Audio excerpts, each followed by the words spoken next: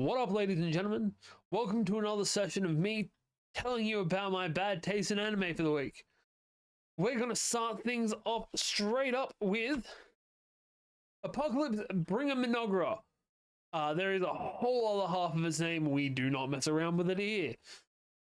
This week, everything, and we had 10 options for 8 or higher.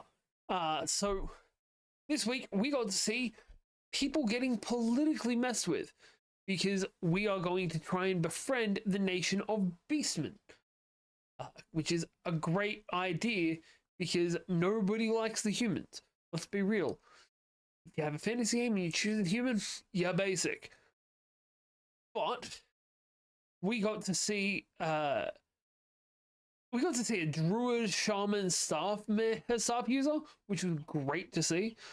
We got to see our lady right here with the tentacles showing restraint and not attacking people straight away, which, Jesus, she was this close to. This damn close to.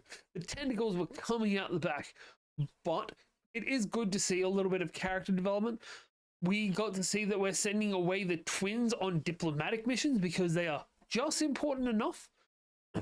And yeah, it's interesting seeing the different aspects of this video game play out. In our number 9 slot for the week, we have Ruri Rocks, where Ruri made a new friend who's also really into rocks. Also got to find out that Ruri is a type of blue glass, or blue sea glass, like a polished piece of blue glass. This wasn't so much about actual minerals and rocks, just history of sea glass, which honestly, still dope to see. I really liked learning about the, what did they call it? The silvered glass, which doesn't actually have any silver in it, but when it gets abrased, when it gets worn down by the ocean, it gets a rainbow to it. And that was really cool to see. That's really cool to learn about. I'm so lucky I already have too many hyperfixations, because otherwise I'd be going looking for rocks. In our number 8 slot for the week, we have Necronomicon. Now let me tell you something. I spent a good chunk of my teen years being obsessed with tower defense games. And when they told me that this episode was going to be a tower defense game, I thought they were actually going to build tower defenses. I was so disappointed when that wasn't what was happening, and it was just defend the tower. So disappointed. But we got to see some pretty cool things happen. We got to see people getting launched. We got to see our main girl trying to fight people with a plastic squishy hammer. Other people got snipers. Other people got... One guy just got garden tools, which was an interesting take. It's like, yeah, a chainsaw is really useful. A weed whacker, kind of useful. Actually, sorry, he didn't just. At one point, he got one of those spinny signs. Yeah, this was a fun episode. Like, there were some serious consequences that could have happened. One of them did happen to the gamer streamer who decided I'm going to side with the bad guys so that when I win, everyone is going to go back to thinking I'm great, which such a real motivation, but he also just kind of sucks, and apparently also sucks at the real life aspect of the gaming because he got clobbered. Yeah, that's going to bring us into our number 7, our number 8 slot, appropriately. No, this is 7. Damn. This is Kaiju number 8, where this week we got to see the aftermath of the fight with Kaiju number 9. Great to see. There was something spectacular about watching Kaiju number 9 fight and just have chunks of himself slopping off with how hard he was fighting. That was excellent. I I really liked our little bit right at the end showing off, hey, we're working on kaiju number 10.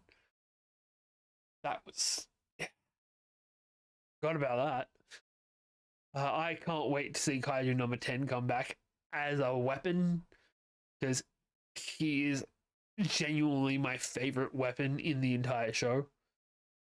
Well, in this case, manga series, because, yeah. But yeah, we had some cool fights. I really liked his way of escaping, being, I'm going to shoot a laser at two people that both of you care about.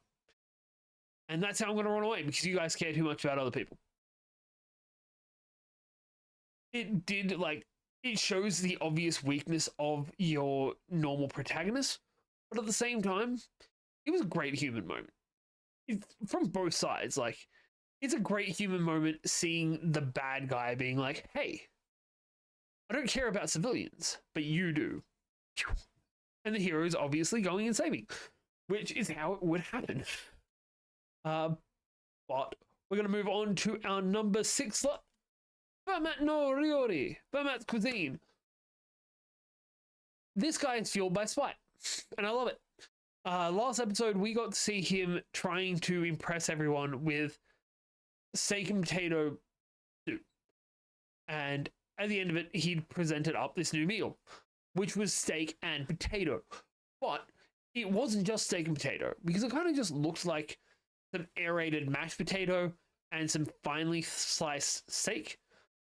No, that steak had been sous vide in steak and potato stew broth. So it had absorbed all of the flavor of the steak and potato stew. And that's just excellent. But the best part of this show is that he is purely motivated by spite. He also just worked himself to the point where he passes out, which, unfortunately, a lot of people are going to see this and be like, hey, that's a Japanese thing. People work themselves so they pass out. They work themselves so they die. That's a kitchen thing. Like, doesn't matter the level of kitchen. Everyone gets to that point because most bosses in kitchens suck. But we're going to move straight on from it to Watari-kun's something is about to collapse, where we got to see some fallouts. Blondie doesn't want to talk to him very much anymore, but is still very interested in his dating life. As Blondie likes to call it, F-cups and him have decided we're going to trial the dating experience. So they get to go on a date with his little sister coming along with them, and Glasses and Blondie stalking them, because that's a normal high school experience. This was a very okay episode. There was some cute stuff, like they are very much already a family unit, and I feel like it's a little too quick, especially considering how much the little sister hated her at the start of the show, which is meant to have only been like 3 weeks ago, I think. But then the girlfriend decided, hey, we've got summer holidays coming up. He's saving as much money as he can so he can take me on actual dates and have fun times, and goes and buys condoms. First of all, great for her being prepared. Second of all, great for her taking the initiative, because he's gonna be too worried about what his sister's doing, and being indecisive about which one of you he's in love with. And if this was a different kind of anime, and you know which one I'm talking about, he'd end up dating both of them. This seems very much like the start of I have 100 girlfriends that really, really, really, really, really love me. I'm glad it's not, but I still think it's a bit off how quickly the little sister turned around on liking the new girlfriend. In our number 4 slot, we have Dun Dun Dun. This is in this slot surely for the fight at the start of it, because at the start of this episode, we had actually not at the start. So we had Momo working in a maid cafe and Okarun being freaked out about it. We got to see Okarun hanging around after he left the cafe just so he could walk Momo home. Then when they got home, that's when we got the fun stuff. Because Gigi turns again, obviously. But we got to see Momo shut him down. Because she and Okarun had gotten ready to throw water. And as they did, he opened up his little hell house and ripped her shirt open. Which, not okay. Creepy as hell. Don't know why it needed to happen. But her reaction was just slamming him with a force palm. And I loved that was her reaction. But apparently she got just enough of her hand in to splash some hot water on him. That's the only reason she's still alive. And I'll be honest, I like Momo. I know she died. Because it would have made for so much better drama. But we also now have a solid position. Because until this point, it's been, hey, if it's not hot water, he converts. Lukewarm stuff, converted. But now he can focus himself to the point where we got to see the evil eye trying to take over while he was being splashed by something lukewarm, and he forced it down. And it was great. It's always good to see Gigi have some development. I really hope we get to see the band come back, which I learned this week that the lead singer of that band is actually the lead singer of Dragon Force, which is a blast from like 14 years ago. But yeah, Dun just always holds up. And you know what else always holds up? My Dress Up Darling. Where we got to see the aftermath of the festival. That's the word I was looking for. And we got to see, sorry, no, we didn't see the aftermath. That was the end of the last episode. This week, we got to see that our main girl put on a little bit of weight because she's been spending too much time at his house. She gets fed properly there. Then she gets given leftovers and she eats them at night and then eats bento in the morning, and her diet is just kind of terrible. So we're working on that and refusing to let anyone alter the costumes at all. Honestly, I love this show. There are some times though where I'm like, I can't remember the specifics of what happened in an episode. I can give you the general strokes of it, but it happens with a lot of slice of life episode shows. It happened in last season with Can a Boy Girl Friendship Survive? At the time, this was definitely one of the best rated things of the week. Now I can't remember too much of it. But probably should have been a little bit lower on the list.